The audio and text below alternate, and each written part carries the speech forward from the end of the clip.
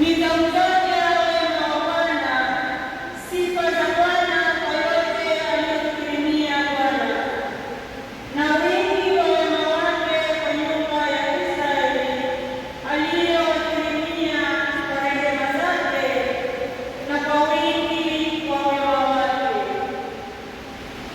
Maana alisema, hakika ndio watu wangu hawa, wana wasio na hila, akawa Mwokozi wao. Katika mateso yao yote yeye aliteswa, na malaika wa uso wake akawaokoa. Kwa mapenzi yake na huruma zake aliwakomboa mwenyewe, akawainua, akawachukua siku zote za kale. Neno la Bwana.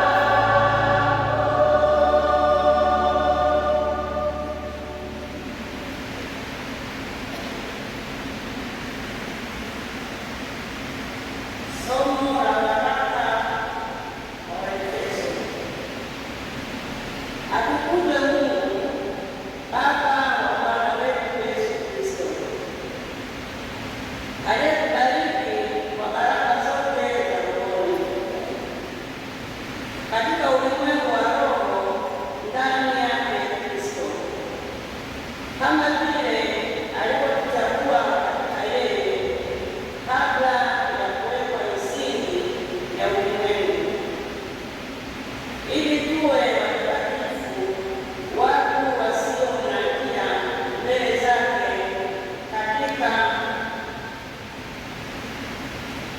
katika pendo.